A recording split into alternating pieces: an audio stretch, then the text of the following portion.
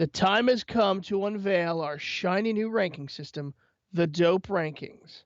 Next on the Fantasy Dopes podcast.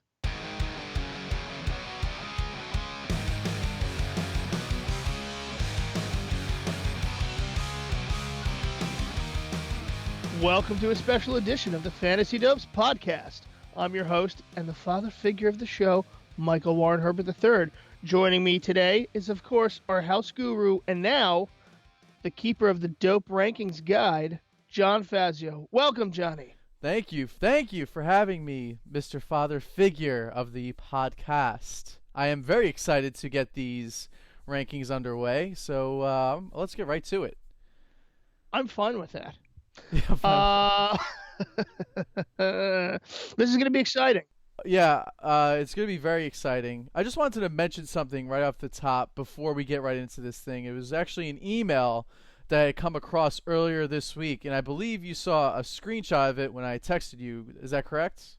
I did. I didn't quite know what you were talking about. I mean, it didn't make sense because it had Eddie Lacy playing and Devontae Freeman sitting. I just thought that was what you were referencing. No, well, but apparently there was much worse than that. Yeah, well, that is ill-advised, no doubt. But there was actually something a lot more embarrassing to that whole picture. So CBS Fantasy had sent me an email, which is funny because I actually don't use CBS for any fantasy leagues, none at all. But in any case, they had sent me this email claiming they had a new way of playing fantasy football. So naturally, I read through the article. I was obviously piqued my interest. Anything that's fantasy related, I have to get a leg up. So I read it, and all I could do was just shake my head as I was going through this. I literally threw down a raging Arthur fist. I was so angry. That's for the millennials out there. I'm not sure if you kind of get that Arthur reference, Herbert, but no. Apparently, CBS Fantasy now has an option, which is not free, to edit your lineups after games have concluded. I'll repeat that. CBS Fantasy has an option, which is not free, to edit your lineups after games have concluded. So for a small fee, you can edit your lineups so that you get the most points out of your team. I don't get it. How is that even like almost essentially legal? Who would ever want to play in that type of a league? It makes no sense whatsoever. It's abhorrent. Yeah, it is. And the worst part about it, besides obviously the fact that you think you won until somebody ponies up some money and defeats you after games have concluded, it just takes away from the integrity of the so-called sport. It doesn't take away. It leaves it with no integrity. It makes no sense whatsoever. Yeah, it makes zero sense. And I think the reason why we have these fantasy podcasts, we have fantasy advice and news and all that, it's to ponder these start-sits. Of course, obviously, if I could go in Monday night and say, all right, now I'm going to set my lineup after everyone's played, you could win, you could still lose, but then there's just no point. Then you just draft a team and it's a totally different game. Makes no sense. I'm not wasting any more time on that because it's preponderous. Yeah, I just think if I just can add something right real quickly before we get on. You may. The only way I could see it benefiting somebody is if, say, someone like decides to go on vacation. If somebody has a honeymoon, they're away for like a week and a half. Then you could say, well, I wanted this guy instead of that guy. Could you hook me up? Well, for a fee, we can do that without knowing any knowledge of the games that have happened. That's the only way that I think somebody can get away with it. I mean, if I was going to go down that road, I would say you get one like wild card for the year or something like that. Like you get a 10-point wild card bonus that you can use at any time of the year. Like that would be kind of interesting because everyone gets one, right? Yeah, and so everyone says you get 10 points and you can use it in week 1, or you can hold on to that and wait until maybe you get in the playoffs. But maybe you get in the playoffs, you lose by 11, it doesn't matter. So because there's actually some strategy. Actually, that's a good, interesting idea, Mike. I would like that if that's like an additional fee to your league. So if you want to have that option, I feel like each manager should pony up like $10 or $15 each, and then add that to the pot, just so that it makes it more interesting, and it could be optional as well. If you choose not to do it throughout the year, you can get that $15 back. So that Yeah. it's something that, However, yeah. yeah, that could be definitely tweaked out, I believe, in the future. But I just think this is a huge fuckboy idea, from the words of DJ Khaled. Oh, Whoever came up with DJ this is Khaled. whoever came up with this idea is a fuckboy. Yeah. This is it. It just there's no integrity there, like I No, said. So, none. you know, yeah, I'm over it. Anyway, well, listen. Thank goodness we still have Yahoo and everyone else. So hopefully no one else will follow suit with the craziness here. It's craziness. Crazy. All right, are you ready to debut your new ranking system, the Dopehead Rankings? Yeah, I mean, I guess as ready as I can be. Took me about a couple of days to kind of figure out what direction I wanted to go in, what these group names should be titled. I kind of wanted to play on the whole website and our personality as well into this, but also keep it kind of fantasy football related. So Oh, this will be this will be the first true test of the new system. Maybe a little confusing at first, but I think it all makes sense once we explain how each group works, so on and so forth. Remember, we always have our obvious starts blog, which we post every Tuesday. This rankings list will once again focus on the fringe players, if you will. But here's where the rankings kind of differ from every other site, including the ones that we were kind of putting out. Now, this isn't going to be a number ranking system. Players are going to be split up in categories, like I kind of alluded to earlier. We'll unveil each of these categories as we talk about some of our favorite fringe players. So players in each category will not be in any particular order, but they're going to be grouped together due to their level of risk in their lineups, in your lineup, I should say. So, you got a guy that you're not so sure of. There's a lot of people playing him. You kind of want to see how risky it is that this player is in a lineup. So I think this kind of clears that whole image up, and you can kind of debate with what players are in each group to see who you can start and feel more confident in. So, like I said in the podcast earlier this week, it's impossible to predict good or great fantasy days, just as it's impossible to predict bad or shitty games. So we're going to provide some notes on some players who we think have serious injuries, they're truly questionable before kickoff, as well as interesting tidbits for players who we think will have great opportunity to produce big points. You can always tweet at us at Fantasy Dopes for more personal start-sit questions. That's always 24/7. We're like 7-Eleven. Hogan. Like Chris Hogan. Well, he's been kind of a ghost lately. But if you're still not sure, put in your lineup, always get back to us there. And if you want to see our full listings, visit our website at www.fantasydopes.com/blog. You'll be able to see all of our players that are listed in each appropriate category. I think this is more accurate, and I truly believe that this will help anybody that's playing make a great, smart decision without risking too much. Now, if you're more of a risky player, you want to take more of a risk, we have those players laid out for you. Just know that these players may not produce much. They could go off, but they could also not do anything. So, does this all make sense to you, Herbert? Listen, the phrase is any given Sunday. So anything can happen on any given Sunday. And this is why we provide these rankings. We try to put in some work to make it a little easier and provide some context for you guys. What you do, as we've said before, is on you. Now, without further ado, let's get to our new dope rankings here, all right? Friendly reminder, Ravens, Rams, Dolphins, Giants, Steelers, 49ers, all on buys this week. One more time, Johnny. Ravens, deep breath.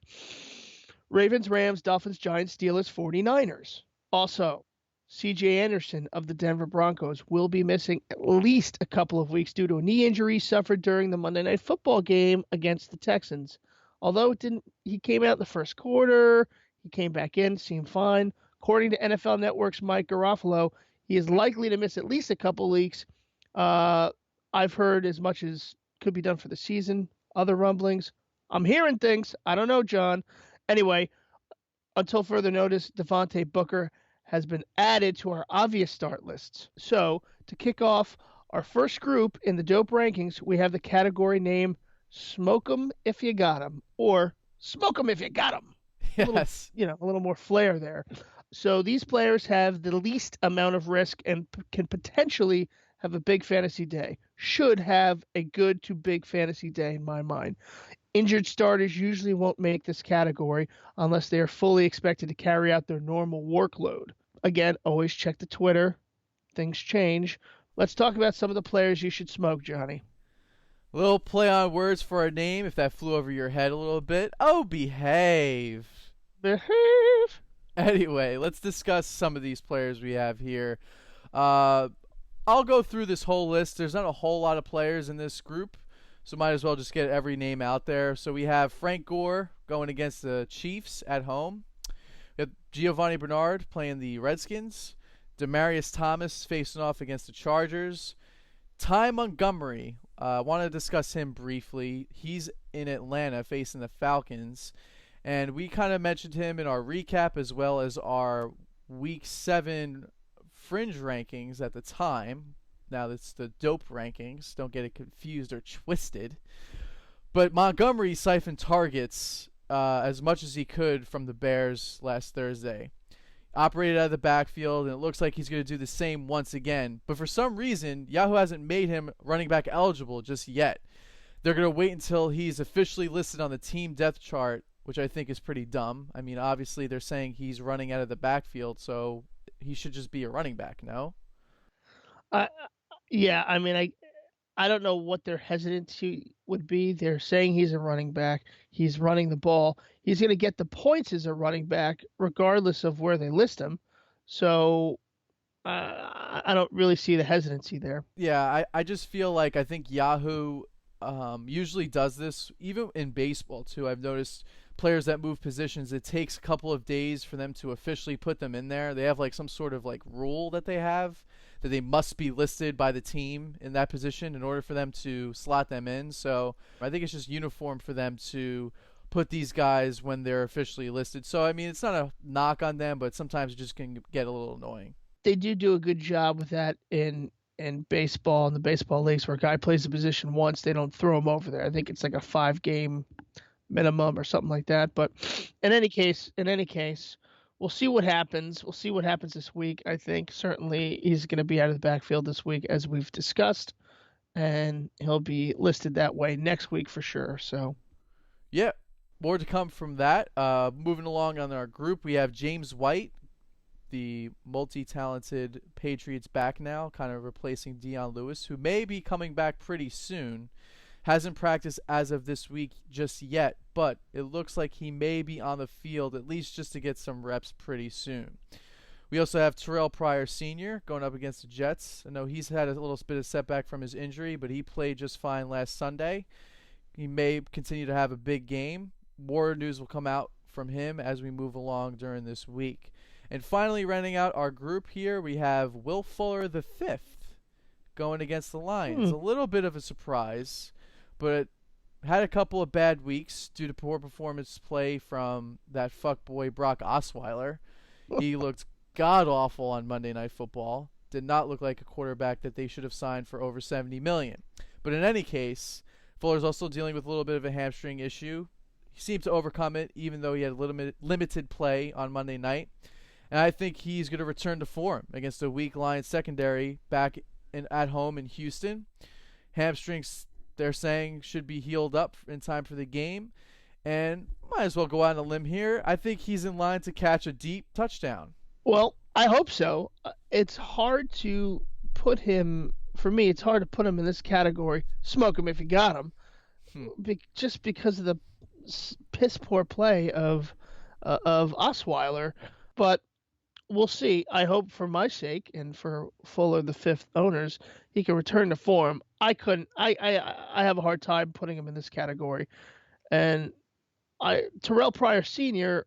Obviously, if he's in any category on this blog, he's in this one. But to me, I don't see how you don't start him. So to me, he's a must start. But we'll see. We'll see. Yeah, injury hampered him a little bit, I A little guess. bit. A little bit. And obviously their quarterback play is also changing as well. It seems that Josh McCown may come back to start this week for the Browns. So we'll see what happens with that quarterback. We'll see how they connect, but the quarterback situation in Cleveland's a little murky. That's, I guess, the reason why. It's a little murky, but I mean, McCown coming back is probably a better thing. I don't know. We'll see. Who's not on this list is Des Bryant, which I'm guessing is a must start for you. That is correct. He has been, if anyone didn't see, he is in the must start list.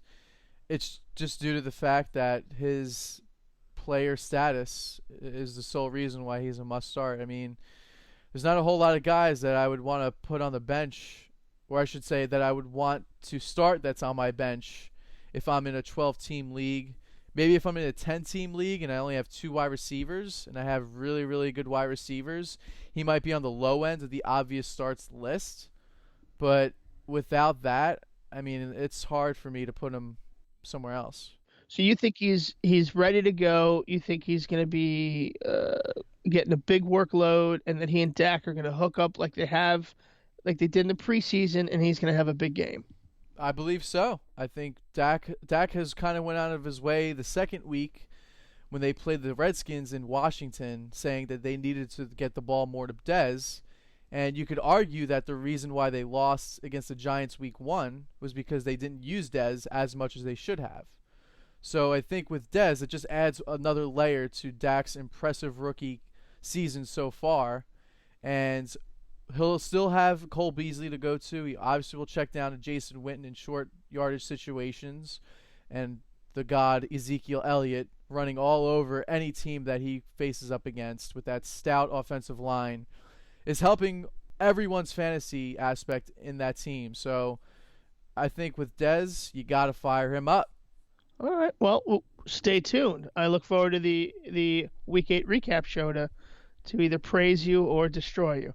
So let's yes, that's right. Let's keep it moving here, folks. Let's go to our next category in the dope rankings.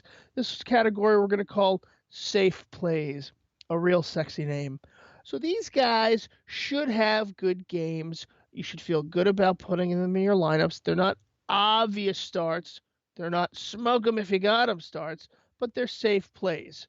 You should feel good about putting them in a flex spot or a third wide receiver or a second running back maybe. So, John, does that make sense to you?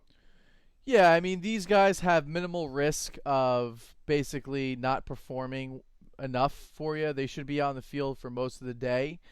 Doesn't mean that these guys will produce big points, and we'll touch on some of the guys we like and dislike on this list, but you should feel pretty comfortable starting these guys in your lineup and not having to worry about if a guy lower on our list here will outperform them. Okay. All right. Well, let's get to it.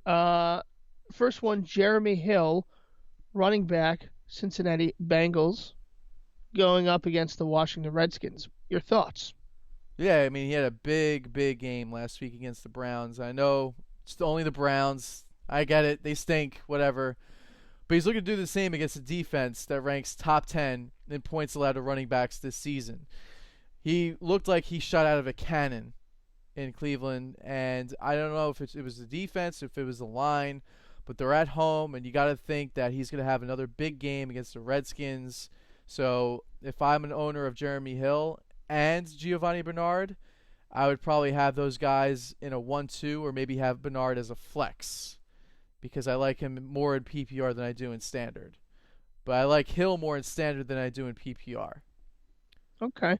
I'm going to run down a few more, and then we'll expound on some of them. Jonathan Stewart, running back, Carolina, going up against Arizona, should be a solid start. Latavius Murray back in action for the Raiders against Tampa Bay. Jillian's favorite, Julian Edelman, going up to Buffalo. Michael Thomas going against that vaunted Seattle defense. Stephon Diggs, our man, at Chicago. I think he'll have a good game. I think that's a good play. Also in that game, Matt Asiata, running back for the Vikings in Chicago. Let's talk about him a little bit with Jerick McKinnon going down with a big ankle injury during the second half of last week's game against the Eagles. What do you have on Asiata? Now, listen, I know Asiata is a plotter, right? He doesn't get too many yards per carry. But you got to look at his opportunity that he has if McKinnon goes down and he's not in this game Monday Night Football. So Asiata became their primary back for the rest of that game against the Eagles. And I know it was a tough go for them. They got their first loss. He only rushed 12 times for 55 yards. But it was because the Vikings were playing catch-up pretty much all game. They were down pretty much the whole time. Now, I want to add for PPR purposes, he had 6 catches for 25 yards in that game. So that's a nice 8.5 day just from catches alone. That's So nice. you total that up with 55 yards rushing, and you got a 13, 14 yard or 14-point day. So he's a little bit more valuable in PPR than in standard. So if you're in a PPR league, maybe he's more of a flex guy than he is an RB2.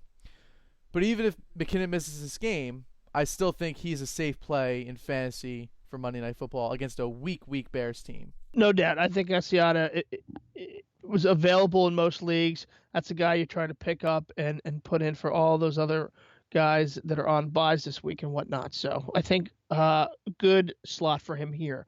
Moving on, Devontae Adams in Atlanta. Let's talk about him real quick. Had a big game last week. Huge game. I don't know if you wanted to add Moving on. that. No, yes, no, he did. He had the big game. Head seems to be fine. I guess this is a good spot for him. You could say he could be in the next category up, but there's still a lot of receivers out there, and who knows what's going to happen. So I think a safe bet. Could be Rogers' guy. We'll see. We'll see what happens. Check back next week. God bless. Yeah, I was going to say, if I can just quickly say a little bit on Adams, I wanted to put him in our next category, and we'll unveil that once we get through this list here. It may make a little more sense as we go along, but I just feel like this game, Packers Falcons, might produce the most points out of any NFL game this week. Like, I could see about 60 points scored from each, or I should say from both teams. Each team, that would be insane. But Adams has been Rodgers' guy. I know that game against Dallas, he kind of didn't have a game at all, and nobody really did. But you got to remember, they have Jordy Nelson, they got Randall Cobb, they got Ty Montgomery. So, I mean, there's 3 guys off the bat that could produce big games, and there's a chance that Adams may not. So I think, as I was saying earlier, he's a safe play, but that doesn't necessarily mean that he's going to have safe numbers. So I would be a little cautious on Adams this weekend, but I just like him due to the fact that they're playing Atlanta. I like where he is. I like him on the second tier of ours, if you will, safe plays. I think this could be if Aaron Rodgers can keep his shit together and be anything close to the Aaron Rodgers of old, there's going to be, like you said, a ton of points. They're in Atlanta, in the Dome. We know what Atlanta's capable of. They could put up 1,000 points. So I think you're going to see an old-fashioned Favre-like shootout, slinging the ball around, and I think Devontae Adams is going to be a benefactor of that. So good stuff. Moving on, Willie Snead against Seattle, Jordan Matthews at Dallas, Kyle Rudolph the Red-Nosed Reindeer at Chicago, Chris Thompson running back for the Redskins at Cincinnati, and we'll come back to him because there's definitely some discussion for the Redskins backfield. Deshaun Jackson, receiver, also at Cincinnati. Let's talk about Chris Thompson a little bit, as the Redskins backfield is a little murky. You have Chris Thompson, and then you have the other 2 guys. What's your take on that? And I know we'll probably get to some of those guys later, but what's your thoughts on the Redskins backfield? Yeah, so I'll just focus on Thompson for now. We'll talk about the other 2 guys very soon. I have a feeling they're going to be coming up pretty soon in this list here. Not in this list, but maybe in another grouping. But back to Thompson, I think he's an excellent PPR play this weekend. I think he may score against this Bengals team in the red zone as a catching back. Now, I know there's rumblings going on in Washington saying that they may have a new starter in their backfield, and they're not going to use Chris Thompson as their starter. He's just going to be in for their third down and red zone packages. So you got to like that opportunity. That's why he's a safe play. He's a safe running back to get in the end zone, and I think he does find it because the Redskins, I believe, will be playing catch-up with the Bengals. They are at home, so the Bengals are capable of putting up many points. They have that guy, A.J. Green, who's been a monster. And I don't know. I just have a feeling about Thompson. That's like a guy, that I would pick in a weekly, I concur with that. Out of their running backs, he's the guy. This might be a little strong, but we have the World Series going on right now. He's like their Andrew Miller, and what I mean by that is high leverage situations, like you said, third down, red zones, even if it's a second down, an important play, he's their guy. So even if he's not the quote unquote starter, that doesn't really mean anything because they're probably passing on first down half the time. So I agree. Chris Thompson, the guy, I think he should have a good game. You should punch it in the end zone one way or another. So I like that. Deshaun Jackson. Yeah, I was going to say about Deshaun Jackson. I know he's been battling a bit of a shoulder injury, and I know he hasn't really flashed too much in the recent weeks, but I think this is a guy, he's still a safe play just due to the fact that he can catch any deep ball that's thrown to his way, and he could be gone for an 80-yard touchdown just like that. So I'm not saying that could happen, but Yeah. No, that's fair. I agree with that. Okay, so rounding out the end of the bottom, I should say, of the safe plays, we had just mentioned Kyle Rudolph, but we have here Jack Doyle, CJ Fedorowicz, Gary Barnage, and Kobe Fleener. Doyle against KC, Fedorowicz against Detroit, Barnage against the Jets.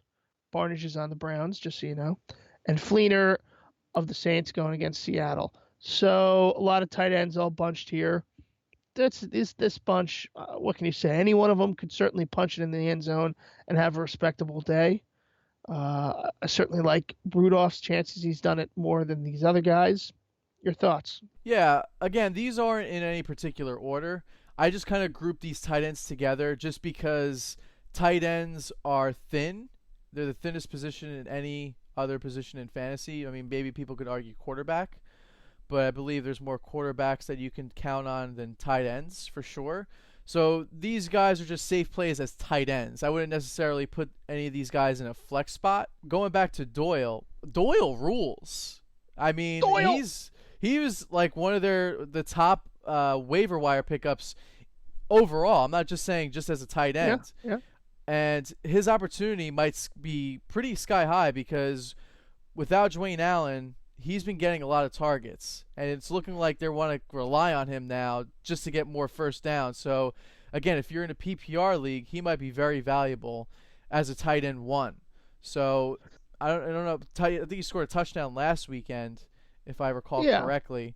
I believe So, so. yes, I think he had 75 or 70 yards, something around there with a touchdown. So, you got to like his opportunity without Allen. You got to figure that he's going to keep getting these targets and these catches. So, I kind of like him, I guess, out of everyone else in that group the most. Yeah, If that's I had to fair. start anybody else, I guess I could say CJ Fedorowicz might be a bit of a surprise just because, again, you mentioned this when we talked about Fuller. His quarterback isn't the greatest, but he has been looking to him. He's been looking to him, short down situations, trying to move the chains. He's been getting the catches. He's got the targets. So you got to feel pretty good if you're in a PPR league, maybe not as good as a standard league. So maybe you start Barwidge, maybe even Fleener, but that's a bit of a stretch because he's going against Seattle. I actually had Fleener in my obvious starts list, and then I was looking at each name, and I noticed that he was there and he was playing the Seahawks, and I kind of retracted that. So I did remove him from there. I put him in the safe bets just as a tight end play. I mean, if you have him as like your only tight end, then you can start him for sure. There might not be much on the waiver wire. There may be a guy or two we might mention later on this list that you want to kind of gamble on. If you want to, that's totally up to you. We'll get into that more as we roll along here. But you know the history with Fleener in New Orleans. He's been up and down, going against a tough defense. I could see why people would want to sit him. Yeah, I think you summed it up best. Where these guys are, solid tight end starts. I would not start any of these guys with the exception maybe of Doyle on a 14 team league at a flex spot. So I think we've talked about that. We're good. Rolling on. Our next category as we roll along here is rolling the dice. Most of our personal picks of the week will be in this category along with guys we think have a chance to put up some numbers. So let's get into a couple that we can talk about. Mike Gillespie, going up, running back for Buffalo, going up to New England. What do you think, John? So it all depends on LaShawn McCoy's status. As of right now, he's kind of still hampered by that hamstring injury. I know he kind of didn't really play fully against the Dolphins last weekend. I believe they kind of took him out, but Gillespie didn't do much on the field for them. So again, this is a tough spot for him. If he does have to make the start, he has to go and play New England.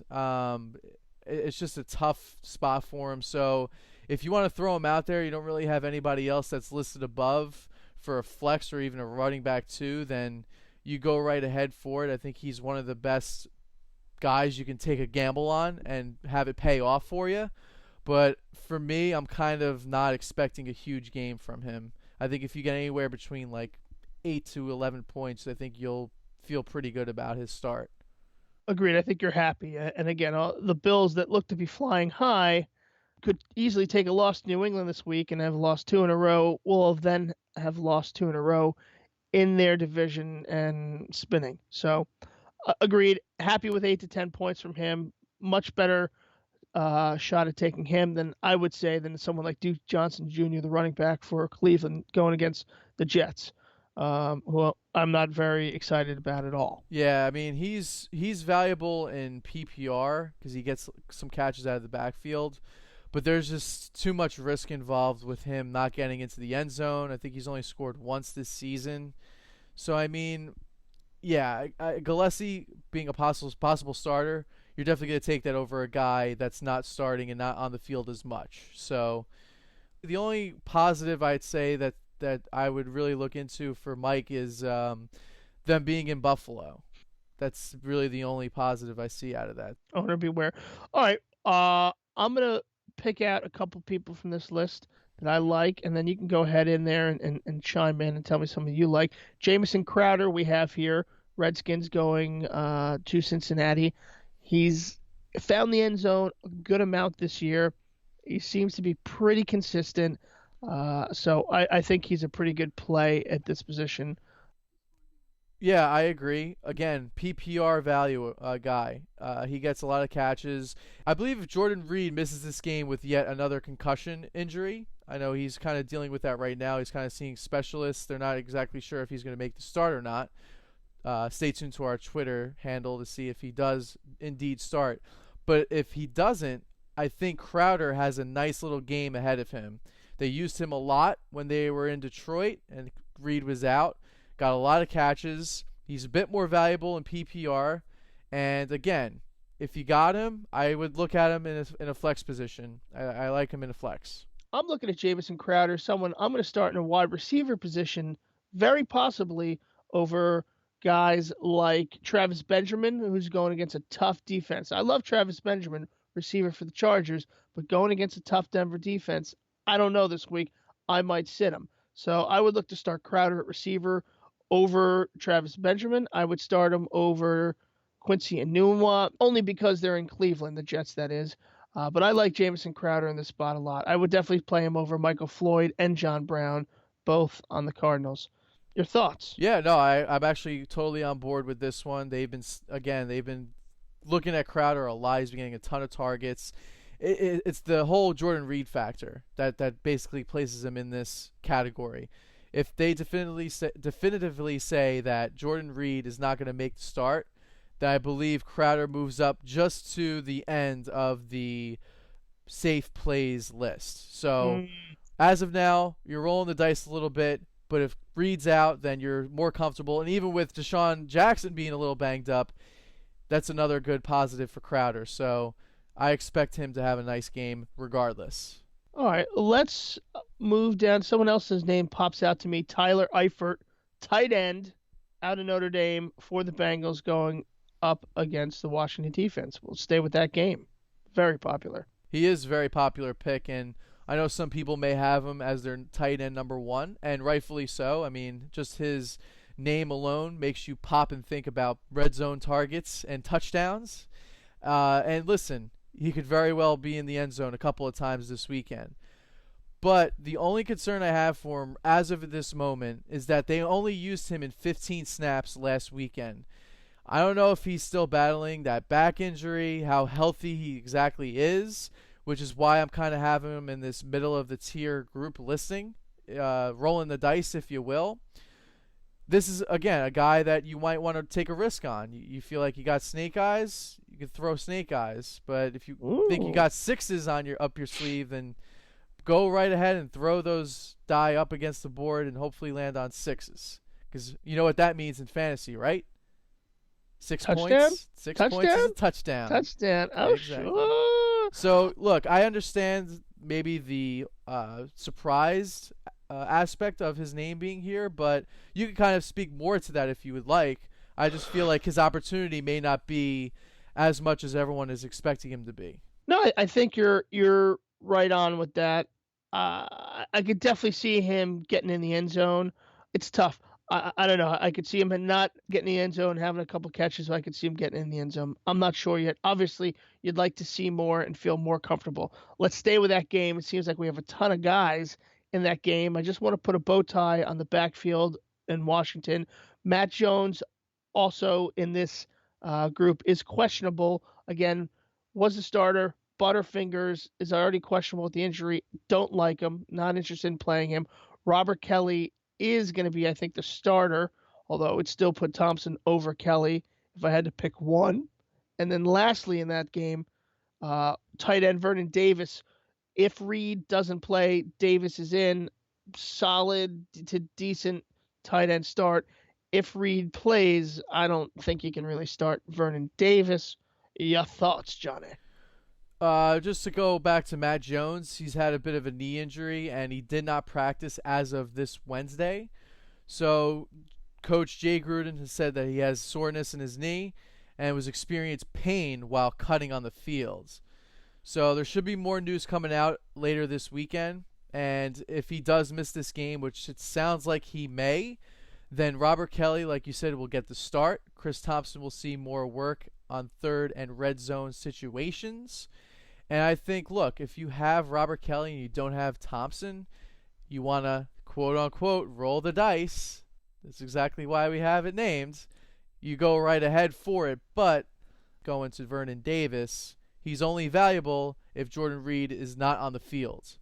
If he's not on the field, then you look at him as a streaming possibility. Look, there's 6 teams on a bye.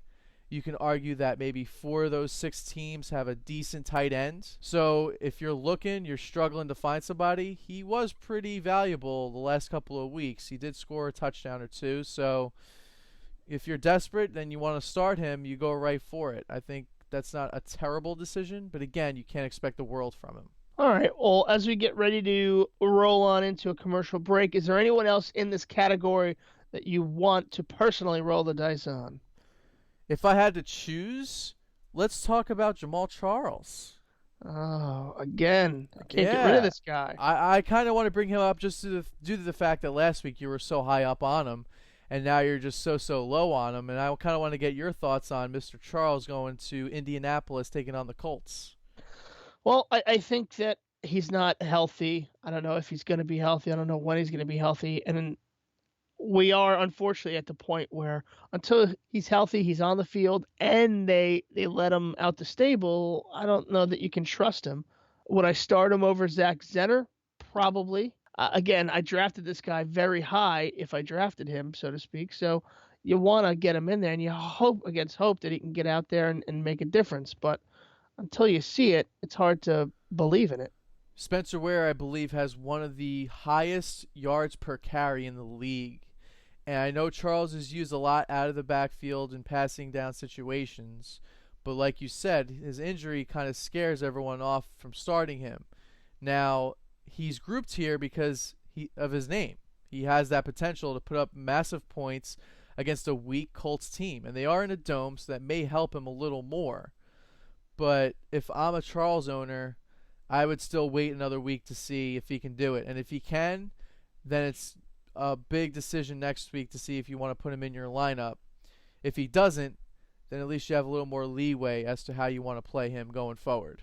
Well, that's fair, Jonathan. That's very fair. Yeah, again, if you have Jay Ajayi and Hyde and some of these other guys that are on buys and you're decimated, play them, for crying out loud. You play them.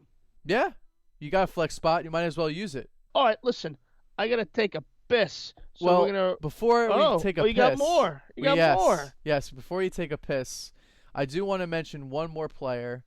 He kind of came out of nowhere in the injury report, and they're saying that he may start actually in the same game we were just talking about, but on the opposite side, talking about Dante Moncrief. Remember him? Humphrey. I love Dante. Wide receiver. He might be coming back this week. I know the injury has kind of sidelined him for at least a month. And look, this is another case of let's see what you got. And if you got with the goods, then I'm going to start you again next week. But if you're kind of anxious to play him, you don't have many wide receiver options, you have a flex spot that you want to kind of burn, then you can certainly do that. He was limited in practice on Wednesday.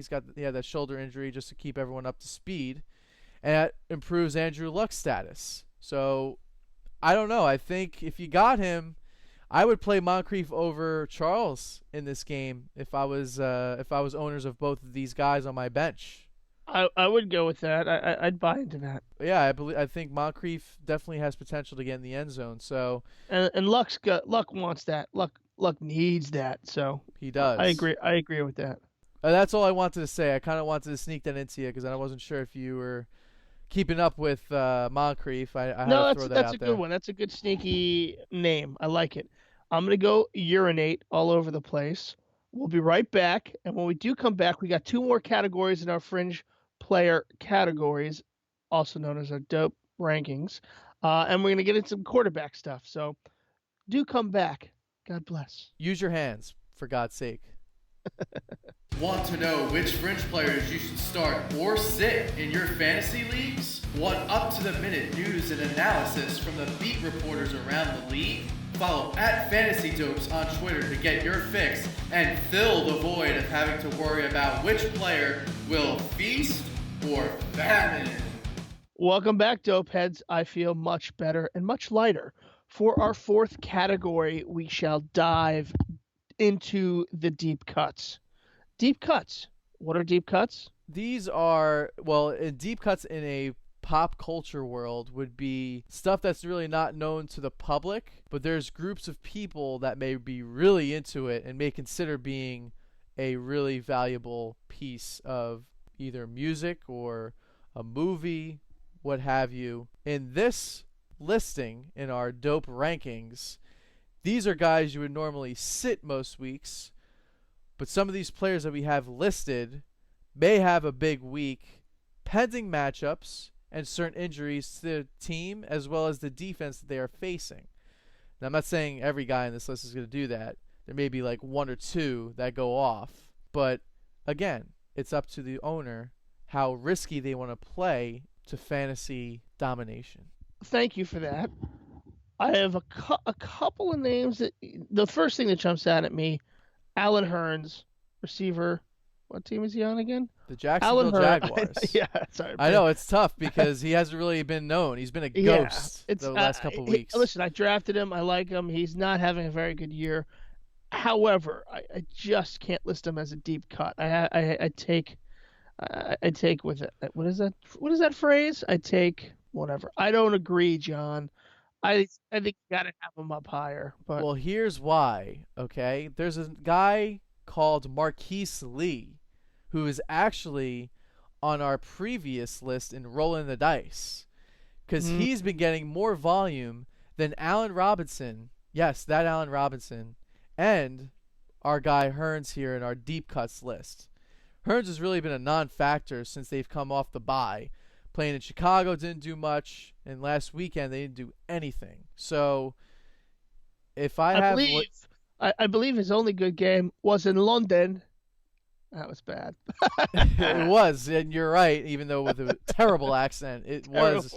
I think he saved that with a huge touchdown catch late in the fourth quarter. So I am not looking forward to playing Hearns if I'm an owner, and especially because Blake Bortles has been horrific. There's just no way of sugarcoating this. I think he's had one top 15 finish in the quarterback position all season so far. He's just been lost, and it's frustrating because this guy has been drafted in the 10 to 12 range back in August, and now I'm benching this guy if I'm an owner of him. I'm looking elsewhere. And he's, I think, the sole reason why these guys are suffering. They're not getting the ball to him. He's throwing inaccurate. He's throwing right to defenders for interceptions. It's just not a good year for him. Not a good year for the offense in general. It's not a good year for me because I drafted a lot of them. Anyway, we're moving on. Someone I like and I want to talk about, Brandon LaFell, expat. See what I did there? Because we're in London. Expat, Brandon LaFell. Again, this game keeps popping up. Cincinnati at Washington could have a big game this week. What are your thoughts on him? He's a deep cut. Well, he is in the deep cut list, but Well, to be more practical and give a bigger explanation, he's been very heavily involved in the offense, kind of giving a breather to A.J. Green some downs. He's been finding the end zone a bunch of times. So, again, with the Washington defense that's not too great in their secondary, he can pull off a big bomb and score a 60-yard touchdown. He has that capability.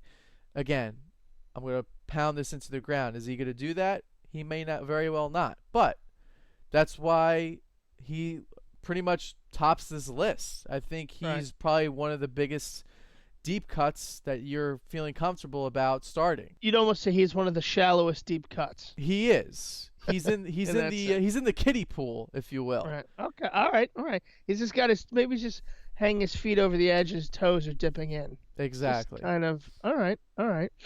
Who else you got here? Wait a second. I see Antonio Gates, future Hall of Famer. Antonio Gates is a deep cut. Yeah, I mean, look, he hasn't really been on his game the last couple of weeks. I know that's kind of unfair to say because he's coming back from injury. They also have a guy out there, rookie. What's his name again? I can't. Hunter Henry. Of course. How can we forget about the great Hunter Henry? But sad to say that he had a bit of a concussion issue against the Atlanta Falcons last weekend. They're hopeful that he may play against the Broncos in Week 8. Now, we've said this before. They're actually in Denver, and it's going to be a tough go for that offense, especially Mr. Phillip Rivers, who actually, I believe, had put on a couple of good performances in Denver in past years. So it's just tough for me to safely put in a guy that's concussed and a guy that's on his way out of the league, which I believe why he's in the deep cuts list. Now, if Hunter Henry was more healthy, he'd probably be in the safe to roll in the dice list. But for now, the injury, it's a bit tough to start this guy. I'm putting him down. What are your thoughts? Well, if Hunter Henry is out, I'm definitely playing Antonio Gates. Like you said, Phillip Rivers has had success in Denver, and I mean those guys have been doing it for a long time. So I could see Gates getting in the end zone. If Henry does play, that's where it becomes difficult because now either one of them have a shot at something, or just kind of stealing each other's thunder and giving you a big fat zero. So difficult. You certainly like your shot. You certainly like your chances better with Antonio Gates if Hunter Henry doesn't play. If they're both playing, I don't know, spin the wheel again. Don't know what to tell you. Certainly. Oh, boy. I love your energy, Jonathan. Yeah. All right, so let's keep it moving. Is there anyone else in this large list of deep cuts you want to talk about? Or I want to get to my favorite category of the 5. Well, right before you do that, let's just briefly mention again a guy that is coming off injury, hasn't been around for a couple of weeks, that's starting to take a couple of reps in the practice. That would be Jeremy Langford of the Bears. Now, there's a bit of a dilemma going down in that running back field. We got Langford, we got Jordan Howard, who's highly disappointed me. We've obviously highlighted that in the last couple of podcasts, or at least the last podcast, I should say. Langford's missed the past 4 games. He's got that ankle injury. If he returns, he's playing the Vikings. That's a tough start. So I'm leaning on the side of not starting him. Probably not even starting any of the running backs in Chicago. That also involves Kadeem Carey, which I believe is also in our deep cuts list. You want to see how that shakes out. It may be a tough time figuring out what's going to happen after this game ends on Monday Night Football. None of these guys could perform. So now you're thinking, another week of 3-headed back. We're not so sure who's going to do what. So if Langford is out there, I've seen him out there in some of my free agency lists in some leagues. So if you want to add him up with a guy that you're not so sure that will perform much anymore, Like I dropped Bryce Butler now that Des Bryant's back. He's not really much of a factor anyway in that offense. So I dropped him, and I didn't pick up Langford. But theoretically, if somebody has like a Bryce Butler, you could pick up a guy like Langford if he's available, and just kind of sit on him to see if he's coming back to his starting position. No, I think you've done a lovely job there. I really do. So from deep cuts, we will get to our last category, cold cuts, which pretty much speaks for itself. These are guys that are just too unreliable to start. A couple of them could turn into, a couple of points here, maybe sneak in the end zone with a punt return or something like that. But for the most part, you don't want to play these guys unless you're in deep, deep leagues and your back's against the wall. Sometimes when you have turkey and it's been in there too long and you pull it out and it's just kind of slimy and whatnot. That's where we're at with these guys. Well, I don't want to knock cold cuts completely. I think cold cuts are a delicious lunch that you should enjoy at least a couple of times a week, if not a couple of times a month. But cold cuts in our list here, in our dope rankings, is literally just like you're freezing. Like it's so cold that I can't even feel my nutsack. That's how cold it is. Your nutsack is shriveled up and gone back inside your body for warmth. Exactly, and this is exactly what these players are in that stance. If you want to envision a nutsack there, but let's get back to football here a bit. I just want to briefly mention too before we get into this list here that some of these guys that are in this list may turn into waiver wire targets. Now I'm not saying all these guys are. I mean, this is a pretty substantial list. But there might be a name here or there in weeks to come that you'll see that says, oh, hey, I saw this guy. He didn't do much. Absolutely. And then up until maybe a week later, and then he blew up, and then now he's a starter. I mean, that certainly happens in the league. Pay attention to some of these guys at least, because you never know. I mean, I see a name on this list that jumps out at me as someone that could blow up in a couple of weeks for sure. Uh-oh, who we got? Who you talking about? You know who I'm talking about. I think My I boy, do. Robbie Anderson. Oh, come on with this guy. No, but seriously, you got Wendell Smallwood is an example. He's got some possibility. He is returning punts and I believe kickoffs as well. Reggie Bush didn't even know he was still in the league. Yeah, he's on Buffalo. I mean, he's there just because he's their backup now with McCoy out. So, again, he's old. Not to knock on him, he's a great guy. Old. He's done it plenty of times in the past.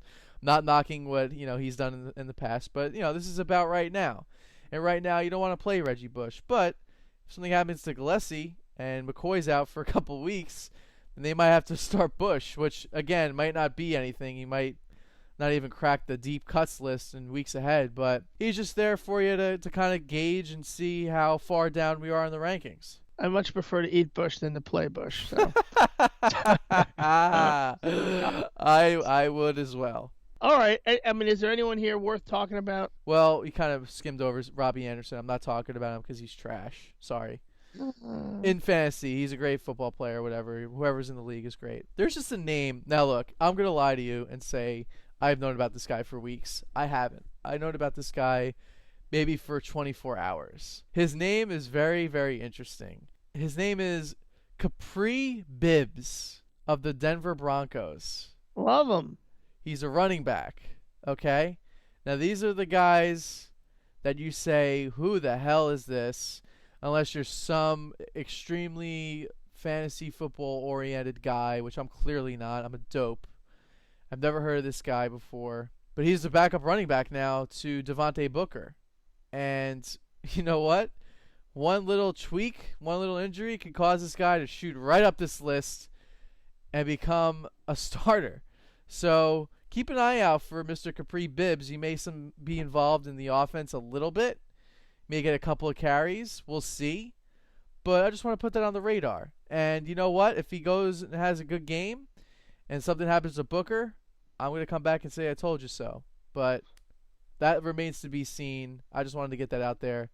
Kapri Bibbs. Kapri Bibbs, you know what? I think that's a good call. And also a Colorado guy, if I am correct. I I know he was at some small colleges. He played like one major year at Colorado State University.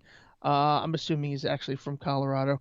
And he had a really good year there at Colorado State University. But agree, has some talent, young guy, and yeah, if something happens to Booker, then Bibbs is your guy. Yeah, these, again, don't start this guy, please. Again, keep him on your radar because if he does have a good game, then that's when these, waiver wires become big. He's going to be a top guy. So, put that in your pocket. All right, so Capri Bibbs, we'll keep that in mind, and we'll keep it on the back burner. So that does it for the 5 categories. We're going to move right on to quarterback rankings. We're only going to have 3 of these groups, smaller groups. Smoke them if you got them, roll the dice, and cold cuts. So, Johnny, let's just bang through these, all right? Smoke them if you got them. What do you got? For week 8, my start of the week at quarterback is Jameis Winston going up against the Oakland Raiders in Tampa Bay. Now, if you don't have anybody that's listed in my obvious starts post, you can find that at our blog at www.fantasydopes.com. I would just start Winston over anybody else that we're about to mention here. I think he's been playing pretty good thus far this season. He is throwing the ball a ton. That worries me a little bit because that does lead to more interceptions, but he's got that guy Mike Evans. Beast. Yeah, he's a beast, and they seem to be connecting a whole lot week in and week out. He's pretty much putting one of my teams in first place. I have Mike Evans and I have Jameis Winston on this team. I like that connection. I reap the benefits because I have both of those guys. So I like the Winston to Evans connection. If you, even in daily fantasy, if you want to start him in daily fantasy, I think those are both excellent plays. I like him in Tampa Bay, and smoke him if you got him, as the list says. All right, good. And he can run the ball a little bit too. So yeah, how about you? Do you have a guy that you want to pick out on this list before we move on? I like Winston. Smoke him if you got him. Dalton, I like a lot in this game. Mariota against Jacksonville, I think. All these guys. Palmer, I'm not so much. I'm rolling the dice on Palmer. I wouldn't have him in the smoke him category. So yeah, with Palmer, I mean, if we had 5 categories, I guess he'd be more of my safe plays and more in smoke him.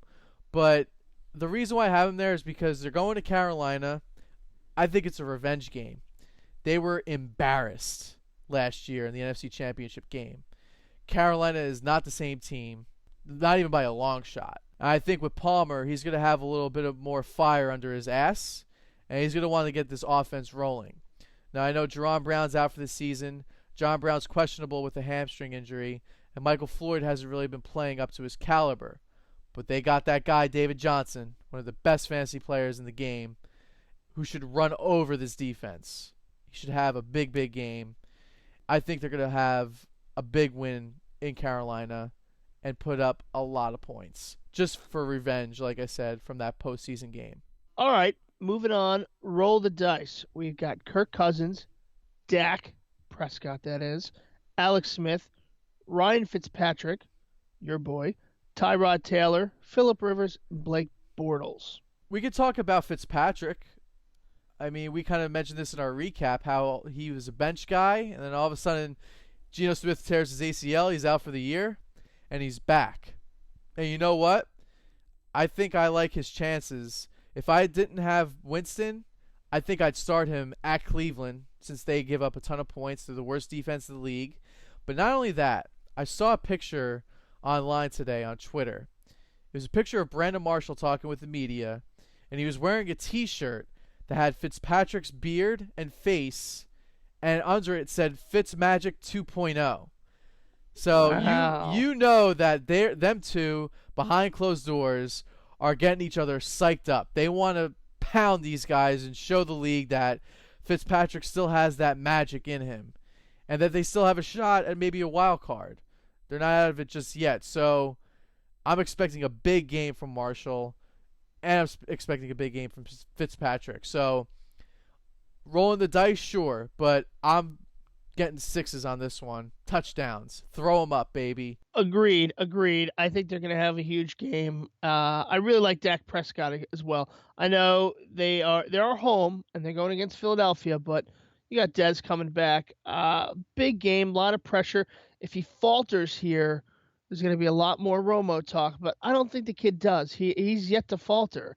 So I like him in this game. I think he puts up some big numbers as well. Yeah, I totally agree. I like Dak's moxie, if you will. Hard to say that as being a Giants fan, but I'm putting my fandom aside. I'm not one of those fans. I'm a fan of the game, fan of every player. And I got to admit, I like Dak Prescott's playability so far. So hoping that connection with Dez pays off.